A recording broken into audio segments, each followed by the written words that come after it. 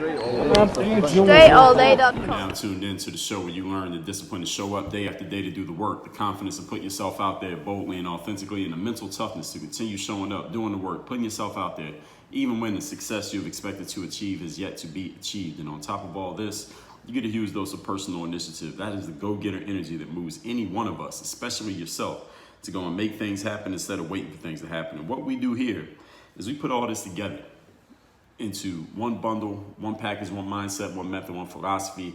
We create a whole system around this that you can access inside of our university. And this all goes under one name. It is called Work on Your Game. My name is Dre Baldwin, also known as Dre All Day, and welcome to the show. And today's topic is how to help yourself by helping others.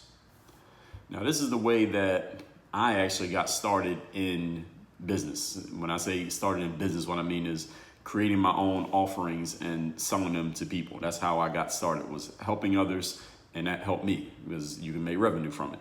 I wasn't initially, when I first got into the game of, even when I first started putting out content online, not intentionally, when I first put content online, at least on video, let's just say, it wasn't about helping others. It was really just for myself. I started blogging. That was the first thing I was doing in May of 2005. And I wrote the blog. I did want people to read it, but I didn't have any plan or process for how to actually get readers. And my first, months of blogging was really just me writing stuff for myself. It was kind of like a diary. It was like a journal, but I didn't care if somebody else read it. I wasn't saying anything that I was trying to hide from the public. Obviously, I was publishing it out to the world, but I had no idea how I was going to get anybody to find me. I wasn't even really thinking about that. And then when I put my first video on YouTube, I was only putting it there because the video had been on a VHS tape. And those of you millennials and Gen Zers who don't know what that is, ask your parents or your uncles or Google it, they'll tell you. And that video, I just put it up there because I just wanted that footage to be around somewhere that would stand the test of time, somewhere that I couldn't lose it or drop it, or it didn't matter if it got wet. It was on the internet. So it was just for me. But what I realized after a little while of having some material up online, again, that wasn't intended for other people's eyes. I didn't care if somebody else saw it, but I didn't care that anybody else would care when they saw it because nobody knew who the hell I was. But I realized that that is what I was doing indirectly. So after a few years of putting those videos up, now at the same time I'm playing professional basketball overseas, but after putting those videos up for a couple of years, players kept asking me questions, and I realized that there was a whole audience of players who wanted to learn, and my initial audience was basketball players, by the way. Players who just wanted to learn how to get better at basketball, but they didn't have anyone to teach them. And it didn't matter that I was a no-name guy. None of them knew who I was. It's not like I was, playing for the LA Lakers and the New York Knicks. And most basketball fans American basketball fans do not know anything about overseas basketball except that it exists, but it's not like you're tuning in and watching games or anything like that. So nobody knew me for playing basketball overseas, even though I was. People knew me from making these videos, and I realized that I'm giving these people what they needed. I'm giving them the same thing that I needed when I was coming up, but I didn't have. The good thing for them is that now we have the internet and they can connect people like us. So I was helping them, and through helping them, I want to be clear about this as well. There wasn't any money to be made through putting content on the internet until around 2009. Now, I started blogging in 2005. I put my first video out at that same time. And this is when YouTube actually came out. They came out in 2005. I didn't start making any revenue from online material until 2009. So I want to make sure that people understand that I didn't get into the game of putting content on the internet because I saw there was an opportunity to make money. And that's not to knock anyone who did, because nowadays the opportunity to make money exists. So it doesn't mean you're wrong for getting in it. And listen, everybody needs money to live, right? Money pays the bills. So money does matter.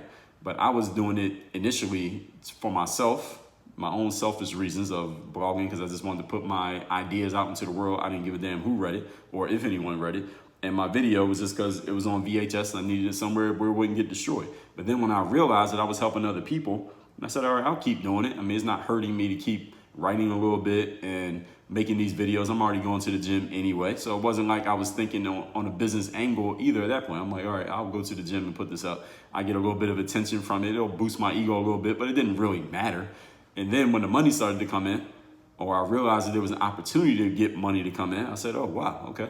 I'm already helping people. I could do this and make money from it. And when I realized that it was a real thing, that there was real money to be made from it, I said, okay, this could be my exit strategy from sports. When I get done playing sports, I can still do this. And then eventually morphed into, doesn't even have to be sports anymore. I can take what I learned in sports and transfer it and give it to people who are not looking to get better at doing a crossover or trying to dunk, like 95% of you who are listening to the show right now. So now I'm doing it on purpose. And today I'm going to tell you exactly how you can do the same thing. The framework I'm going to share here today is how you can help yourself through helping other people. And as a matter of fact, if you read between the lines of what I'm going to be talking about here today, this is the only way you can help yourself. It's hard to help yourself without helping other people. The only other way you can help yourself without helping other people is by taking from other people, by like hampering other people's situations. So hopefully you're not doing that, because if you do too much of that, well, first of all, the law of karma is going to get you. Second of all,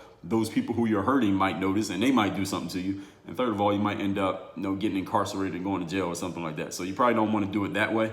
The only other way to help yourself is to do something that gives some value to somebody else. Now, if you work right now at Burger King, you're giving value to the boss, to the manager, by showing up and working your shift. And in exchange, they help you by cutting you that check for whatever it is you make per hour times the amount of time you work. If you write books, you're helping whoever gets value from reading that book, and they help you by paying you $15 for the cost of the book. So all of us are doing this on a day-to-day basis. We may not think about it this way, but that's the whole purpose of this show, that there are some things that you're already involved in. I'm going to help you think about it in a different way. And this is hopefully going to plant the seeds for some new ideas for you that will help you be more creative and just getting yourself out there, taking more initiative and getting yourself and your stuff and your work and your ideas out into the world in whatever way makes the most sense for you. Without further ado, let's begin. Point number one. The topic, once again, is how to help yourself through helping other people. First thing you do is scratch your own itch, as they said. So this is something that I did in the story that I just told you. When I first started putting videos on the internet, all I was doing was taking the workouts and the drills that I wish someone had shown me when I was 14, 15 years old.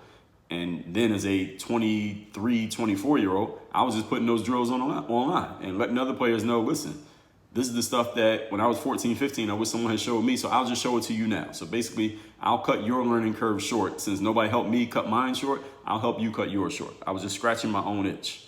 I needed a workout program in place. I needed to know a series of drills I could do to get better at dribbling the basketball. I needed to know how to work on a crossover. I needed to learn how to jump higher. So the very problems that I had, there were other people who had that same problem. Now I had, luckily by that point, mostly solved that problem.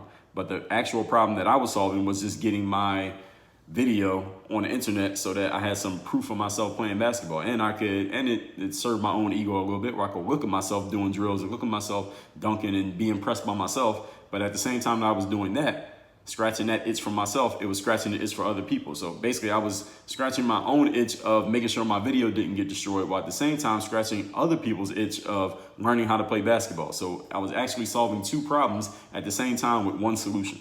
Sometimes it works out like that. And if you happen to find a situation like that, even better for you. The problems that you have, there are probably other people who have that same problem, or the problem that you solve with solution X. Solution X solves a different problem for other people, but every time you solve your problem with solution X, it solves a different problem. That same solution X solves a different problem for other people. So it's a symbiotic relationship. You help you and you're helping them at the same time with the exact same result, or with the exact same solution rather. So when you show people how you solve your problem, they will be the path to your door if you happen to be solving a problem that they had, whatever that problem happens to be. An example is the guys who started Airbnb. They had and I'm just paraphrasing their story, bastardizing it, but making it simple. They had it was a conference that they were either going to, or there was a conference coming to their town. I don't even remember which one. So this is how poorly I know the story. But the long and short of it is there was an apartment where they ended up staying, or they let some people stay, and they grabbed some air mattresses, and they put them on the floor, like in their empty rooms in the hallways and stuff like that. Let people sleep on the floor in their apartments because they were coming to town for some conference because they couldn't get a hotel room. And after those people did that, the guys who had done it, who had allowed people to stay at their place in the air mattresses, said, you know what? What if we looked at other people who have empty spaces in their homes, and their homes are available. Maybe nobody's even home. Maybe they're on vacation, they're away. Why don't we figure out a way that they will allow other people to stay in their house, give them an air bed, and then give them breakfast? Because that's what those guys did. They let people sleep in the air beds, then they fed them breakfast in the morning, and then they let them go to their conference, whatever it was. So how about we give them an air bed and breakfast, and that's how Airbnb was born. Now, again, I am super duper bastardizing that story, so you can go Google it and get the full details of it, which I obviously don't have. But the whole point is, they were scratching their own itch. All right, they had this empty space in their apartment, or some extra space in their apartment, and they didn't have a lot of money. So look, we can get a couple dollars and just charge people a couple bucks to let them sleep on the floor in our apartment, and we can make those dollars. We get a couple dollars in our pocket, and those people who get to stay in our place instead of staying at a hotel is a lot cheaper to stay here than it would be to stay at the hotel. So we're scratching our itch, they're scratching their itch, everybody wins. It's a win-win situation. And again, it's one solution that solved two different problems. So the person with the empty space in their home, they got to fill that space and make some money. And the person who needed a place to stay, they got to have a place to stay and spend less money. So two different problems being solved with one solution. If you can figure out that in your life, anyone who's listening to me right now, you may be sitting on a gold mine. You may be sitting on a gold mine of opportunity. All I ask is once you hit that jackpot, you don't even have to give me money. You can, I'll accept it if you do, but just shout me out. All right, just shout me out when you are opening up the New York Stock Exchange because your company has gone public, okay? So show people how you solved your problem and they will beat a path to your door. So when I was making those basketball videos, I realized the players watching me had the same issues that I used to have, and I became the teacher that I didn't have for them. And when I made my programs, they purchased those programs. And the issue that I was resolving then, here's another case of this, the exact same point here. We're still on point number one. The topic is how to help others by helping yourself, or how to help yourself by helping others. Is that I was playing basketball and I was finding myself unemployed. I was finding myself a professional basketball free agent. And when you're a free agent, those of you who don't understand the professional sports world, when you're a free agent, you don't get paid. Okay, so any of you ever been in between jobs? Okay, when you're in between jobs, ain't no check, or unless you apply for unemployment. But other than that, there's no job check. If you're an actor or a model and you're in between jobs, ain't no money until you get the next gig. You're a professional speaker, and that's how you make all your money. And there's no speaking gigs, there's no money. All right, you're not getting paid. So if you play a sport and there's no games, you ain't getting a check. So I found myself in that situation. And I asked myself this great question: how can I combine the things that I'm good at and that I enjoy while also making money? So I set myself up to come up with this solution that I just told you, that when you can solve multiple problems with one solution, you might be sitting on a gold mine. So this is what I did. I hope everybody's listening to what I just said. Set yourself up to be able to do this by asking the question the right way. Here's the question again: how can I combine three things? What I enjoy, what I'm good at, and I can make money. How can I combine all three? How can I combine all three? Period. That was a question mark. So what were those three? What I'm good at was, what I enjoy, first of all, was playing basketball and expressing my thoughts and ideas. The thing that's what I was good at. What I enjoyed was also doing those things and being on a computer. I was also good at being on a computer. I had some natural instincts and skills when it came to being on the internet and using computers. Not in a tech way, but in a user end way. Not in a back end way, but a user end way. And the third thing was, how do I make money from it? Well, this is around the time that Google had purchased YouTube, and they started allowing advertisements on their videos, or on people's videos, allowing people to put advertisements on their videos. And this is around the time that self-publishing became a big thing, became much more ubiquitous, where anybody could self-publish a book. And there's a time when anyone could pretty much create a product or service, put it up on the internet, sell it, and get the money straight direct to consumer. All these things were happening around the same time, or they were becoming more ubiquitous at the same time. These were not brand new. Selling products online was not new. It'd been around for 20 years, but it was becoming more ubiquitous and easier for people like me who didn't know a whole lot about setting up merchant accounts or any of that shit. It was becoming really simple for anybody to do it. Somebody like myself who didn't know a ton about those things. So in answering that question, the answer to the question was, by the way, put more videos on the internet, put videos out every single day that are helping people get better. And then the players who like those videos, tell them, hey, if you want to learn more about how to dribble, then go over here and get this dribbling program for $4.99. You want to learn more about how to jump higher, get this dunking program for $4.99. You want to learn more about a crossover, all right, wash, rinse, repeat. Get this crossover program for $4.99. So I was helping them get their games better and improve and make the high school team and play in college or whatever. And at the same time, I was taking the things that I enjoyed, playing ball, that I was good at, being on the internet, and making money, selling these programs. Everybody was winning through one solution. The solution: make more videos, create products, sell them. So that one solution solved multiple problems for me on my end and for the audience on the other end. And that was a gold mine. And when you can come up with that answer for yourself in life, you unlock that gold mine. You start finding gold. So again, set yourself up. Here's the key to what I'm telling you here in point number 1. Set yourself up by asking the right question. I talked about this in the episode on insight. Let me pull that one up so I can tell y'all exactly which one that is. Episode number 1177, Insight. The key to going from 1x to 10x is right there. Again, you should listen to that episode. I think that's an hour-long episode.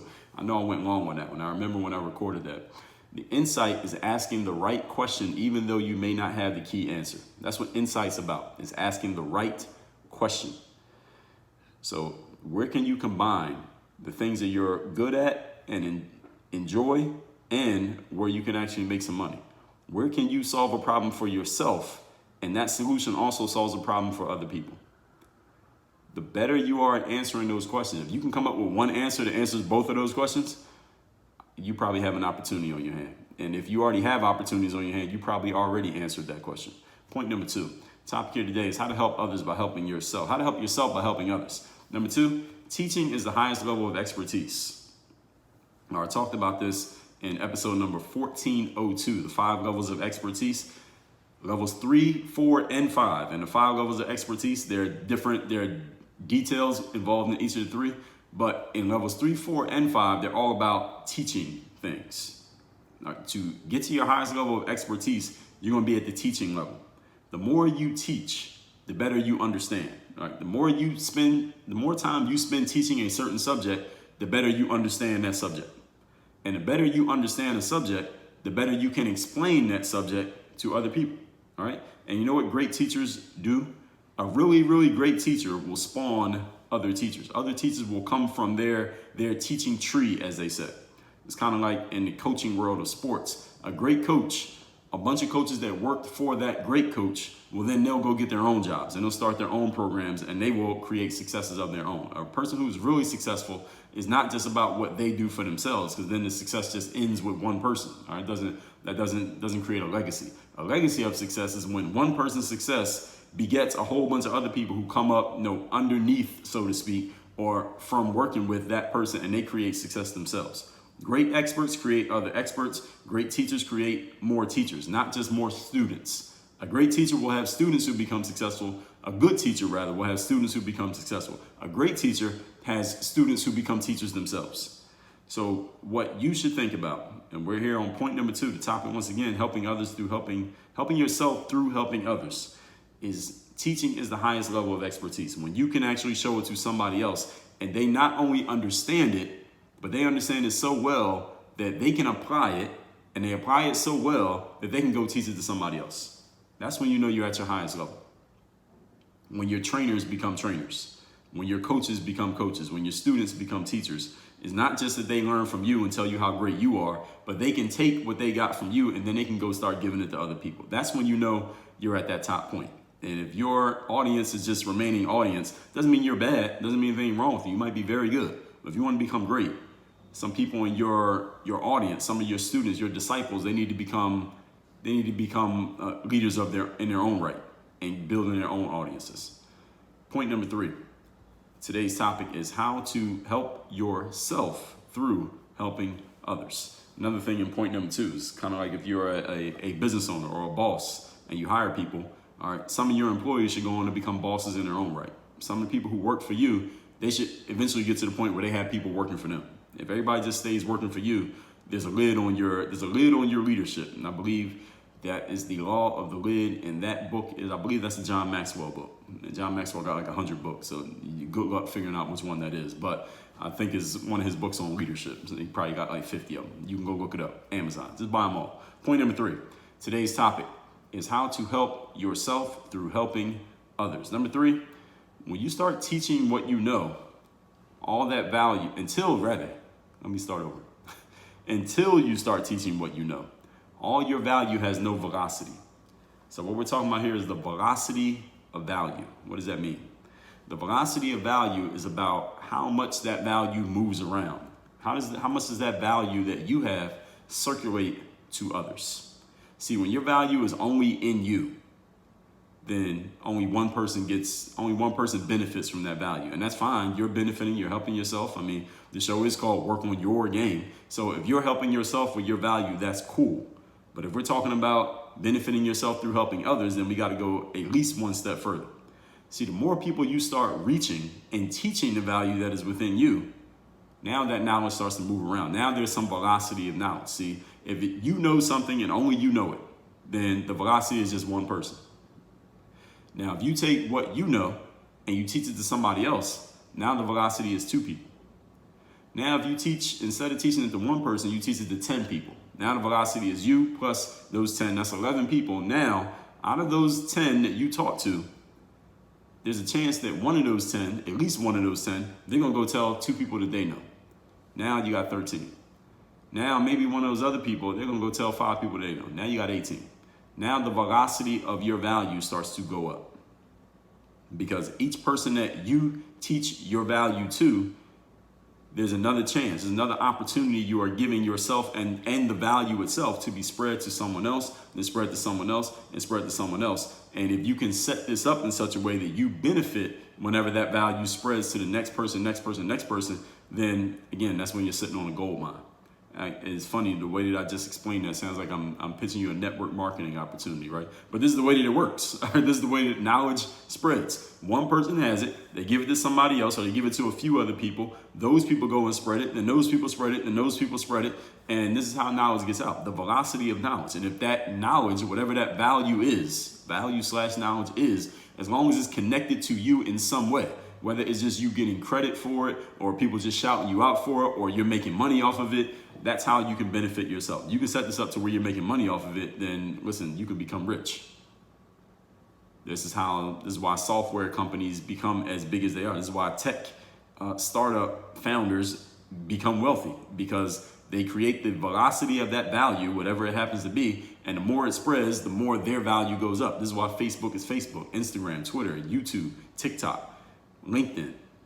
The value comes back to them somehow, some way. No matter how many people it spreads to, all roads lead back to their software and the way they have it set up. So if your knowledge is only staying with you, then it goes eventually to the most valuable real estate on earth, which is the graveyard, which we talked about in episode number 468, because you're the only one who has the value. Eventually, you're going to die, and that value that is within you, it goes nowhere else. The velocity ended with just you. That's a tragedy. Now, nobody else has that value. This is why you may hear somebody say everybody should write a book, just to tell what they know and what they've been through and their experiences, so somebody else can learn from it, even if it's just your kids or your grandkids or something like that. But you want to take the value, whatever it is within you, and you want to get it, quote unquote, on paper somehow, some way, so that its velocity at least has the opportunity to pick up. But if you never share it with anybody else, then it's going to die with you. Spreading the wealth of what you know helps others. It gets your name known to others. And if you're charging for it, it gets you paid. Would any of those help you? While you think about that, let's recap our points here. The topic, once again, is how to help yourself through helping others. This is how I got started in business. I wasn't initially interested in helping others. I was really just focused on myself. But I realized that that's what I was doing indirectly. And when I started asking myself some great questions, some great things happened. And now I do it on purpose. Number 1, scratch your own itch. The problem that you have, there are probably others who have that same problem, or the problem that you solve with whatever solution you come up with, solution X, it may be solving a different problem for other people, but it's one solution that solves problems for you and it solves problems for others. And when you can figure that out, you are probably sitting on a gold mine, or at least you can explore and find out. Number 2, teaching is the highest level of expertise. I talked about this in episode number 1402, the 5 levels of expertise. The more you teach something, the better you understand it. And the better you understand it, the better you can explain it to other people. Great teachers spawn other teachers. Number 3, until you start teaching what you know, your value has no velocity. It's only in you, just one person. It's going nowhere. When you teach another person, now it's picking up the pace. When they teach someone else, it picks up the pace. It gets to the point that the value that you created is being spread to other people and picking up the pace, and you don't have to do extra work. It is spreading on its own. This is how a lot of software products get to where they're at, and their value goes up and their founders get rich simply because of the velocity of the value. If the velocity of your value is just one person, it just stays in you, eventually you're going to die. I think all of us agree to that. And then, as we talked about in episode 468, it goes to the graveyard, which is the most valuable real estate on earth because of all this value within people that they never got out of themselves. When you spread the wealth of what you know, you help other people, you get your name known, and if you're charging money for it and you set it up to get paid for it, you get paid. I think one of those 3, at least one of them, will help you. Work on your game. Dre, all